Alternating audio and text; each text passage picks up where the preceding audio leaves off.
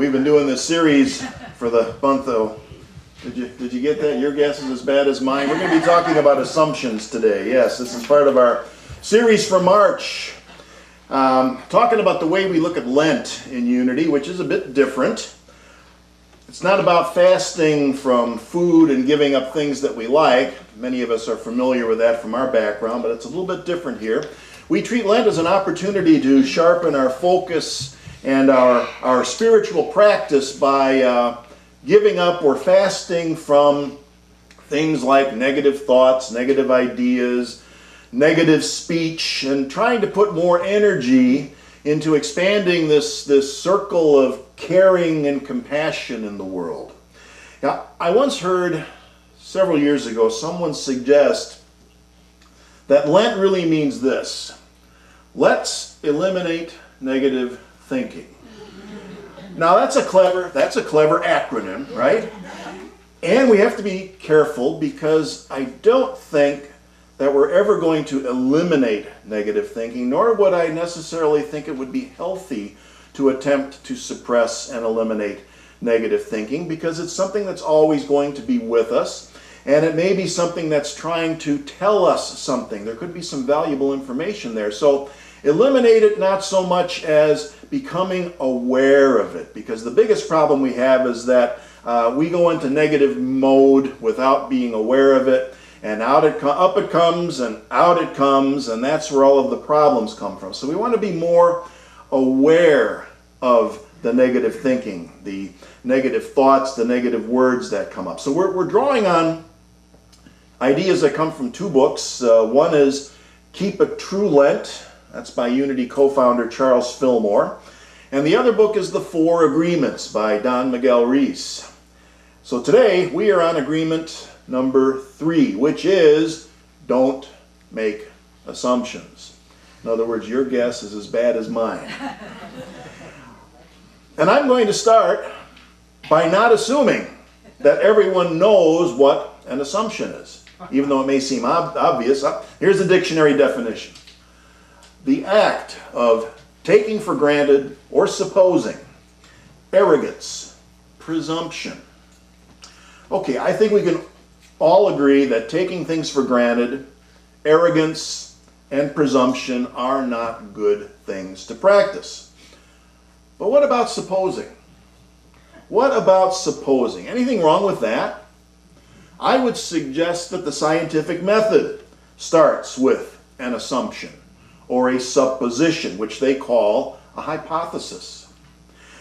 You know, there's an old story about Galileo. Back in the 1500s, most people assumed, their hypothesis basically, which had never been proven, was that heavier objects would fall faster than lighter objects.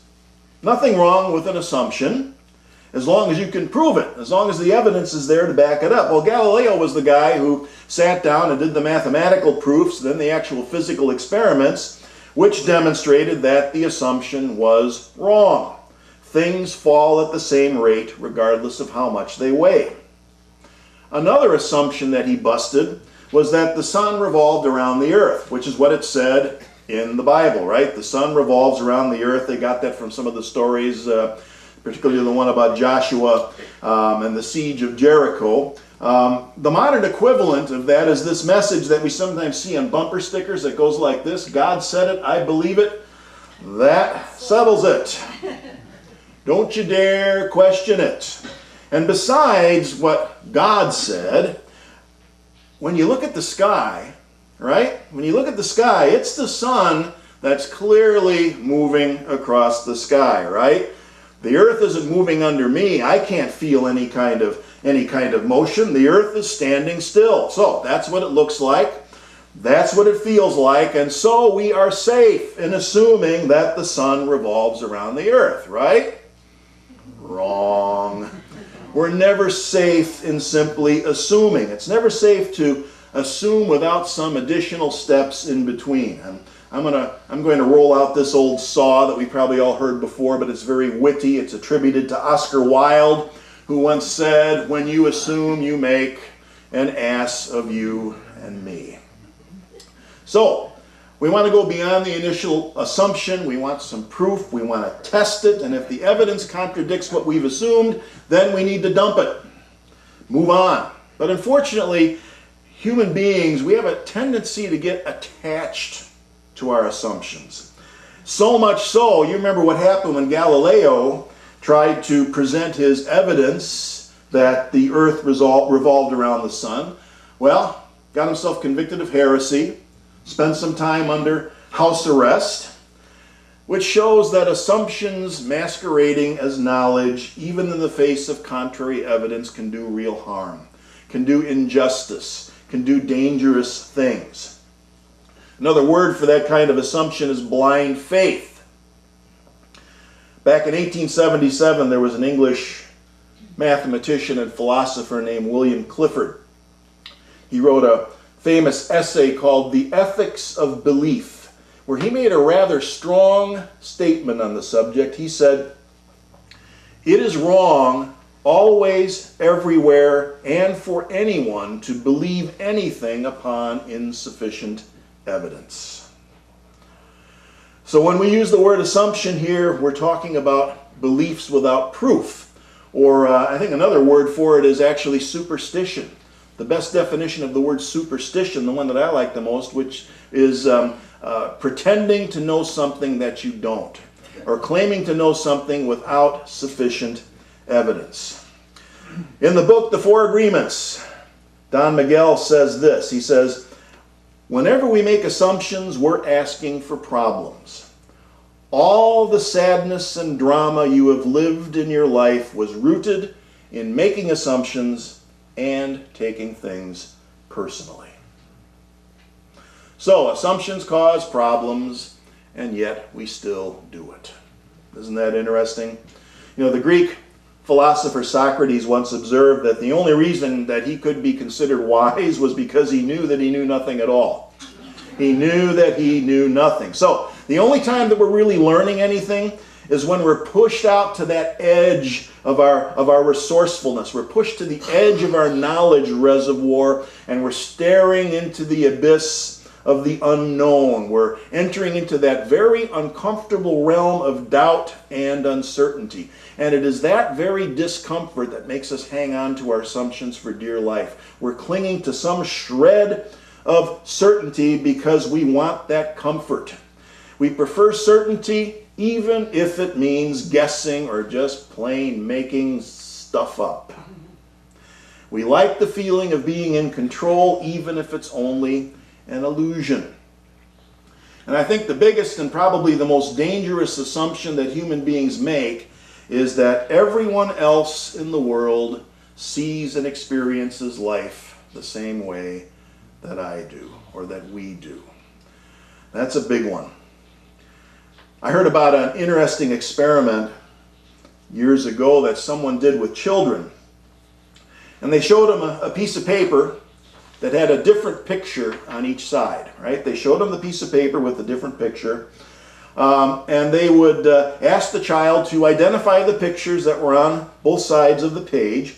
And then they would show the child one side and ask, while they were looking at the other side, and they would ask the child, "What picture am I looking at?" The child's looking at this, I'm looking at a different picture. Ask the child, "What picture am I looking at?"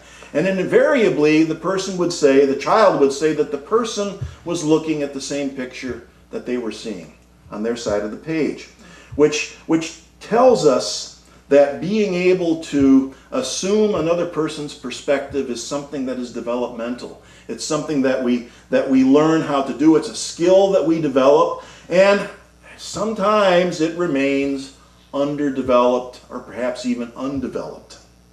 You try the same test with an adult, and everybody will probably be able to accurately state which picture each person is looking at. They know that, we're looking at different pictures. But there are other areas where we still have that one-sided perspective.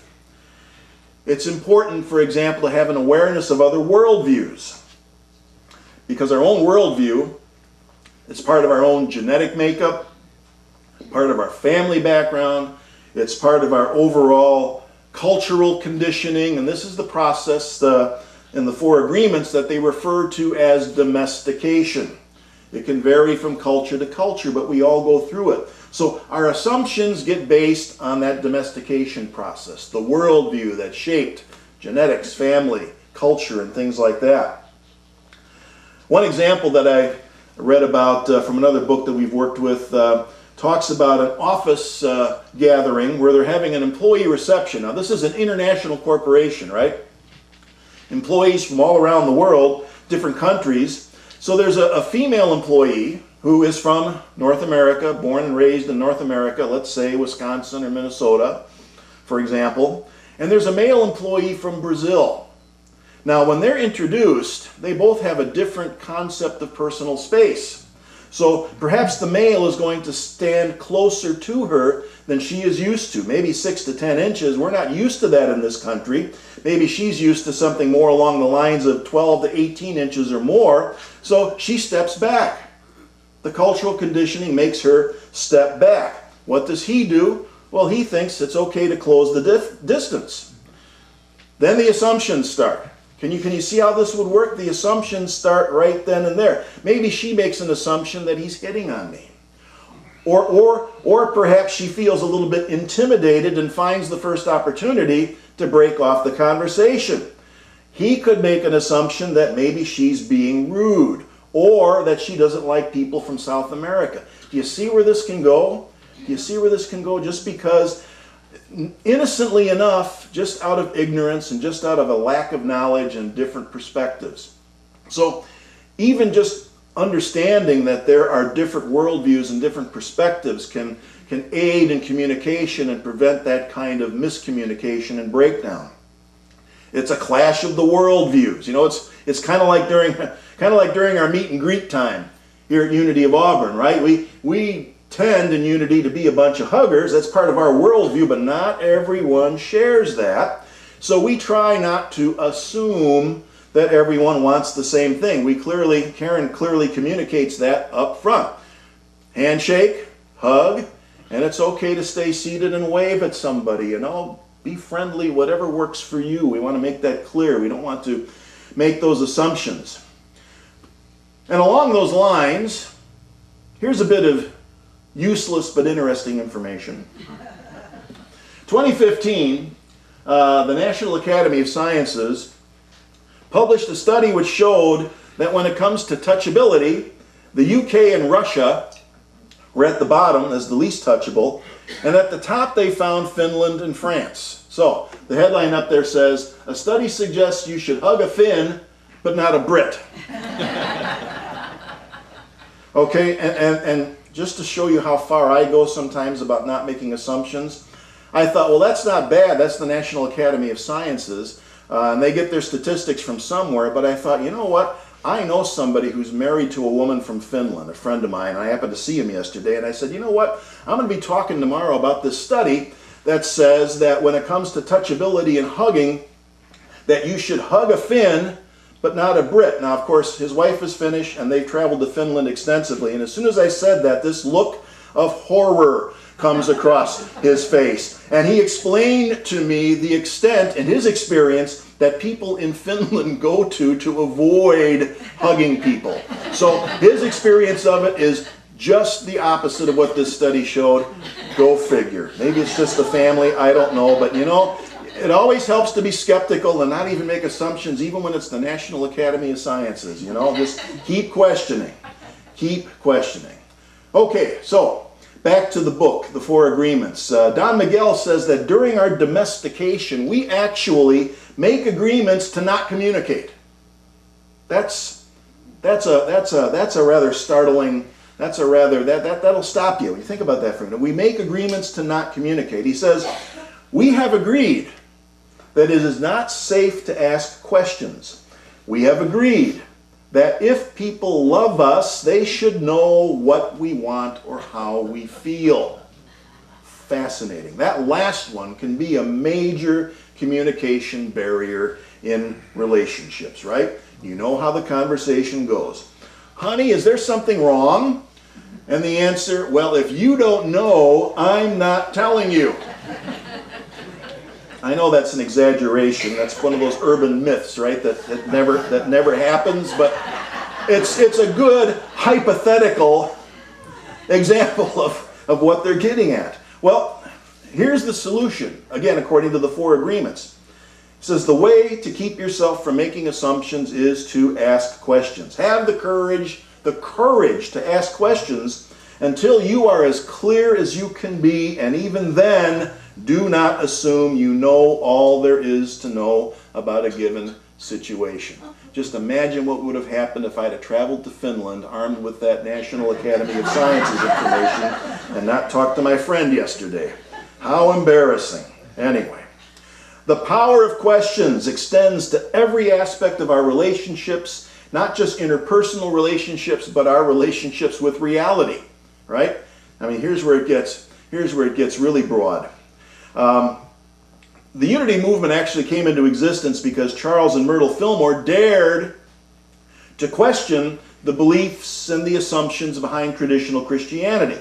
They were running a laboratory, not a museum. They wanted to test rather than blindly preserve things. Truth wasn't truth unless it was practical. You had to prove that it worked in the real world, that it worked in reality. And that won't happen unless we're willing to ask questions and then do something about it. I like to say that unity is the place where we go to get our answers questioned.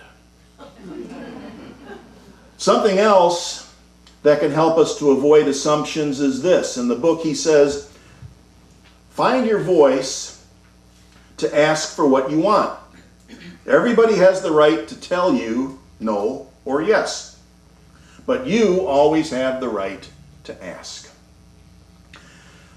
That's how we counteract that dangerous assumption that another person is supposed to know what we want or how we feel. We're afraid to ask for help. We're afraid to ask for what we want. And again, the reason is more hidden assumptions. Things like, well, I will assume that if I ask for help, others would see me as weak or needy. Or here's the big one. I can't ask for that because I'm not worthy of it. I'm not worthy of that thing. I'm not worthy of their time. That's another dangerous assumption. So we can see how this process wants us to ask more questions and take it deeper. Get above the superficial stuff, get in touch with the assumption to figure out where these messages come from. These messages that people might see us as weak and needy, or those assumptions of unworthiness. And now we flip it around. Instead of looking at the assumptions we're making about ourselves as being weak, needy, and unworthy, if we're doing that about ourselves, what are we doing when it comes to other people? You know, it works both ways. What might we be assuming about others? I won't ask for help because I have this assumption that people basically don't care, or they're just in it for themselves. I don't want someone to help on this project because I'm afraid they'll take credit for it, or that I'll have to share the credit. You see, things like that, those messages that are operating in the background that we need to become aware of. I mean, look at all the emotional garbage and error thinking that comes up when we begin to look at this stuff, when we begin to study it, when we become aware of what's going on in the background. This is the stuff that we get in touch with when we begin learning how to ask powerful questions. So it's another example of something that we can do during Lent, to do this form of spring cleaning, to begin to fine-tune our powers of awareness by clearing out the subconscious mind. You know, it really is a form of spring cleaning. We're clearing out the subconscious mind, getting in touch with it, and then deciding what to do with the stuff that no longer serves us and might stand in the way of discovering our own inherent worth. We're eliminating, in some sense, anything that might stand in the way of seeing and appreciating the worthiness of ourselves and others. So I hope you can all see how good things can happen when we stop making assumptions and start asking questions, and then continuing to question our answers over and over and over again. So that's all for today on the third agreement, and next week we'll be wrapping things up with the fourth agreement, which is to always do your best. And then after that, ready or not, it's time for Easter. So we'll see you next week. Thank you.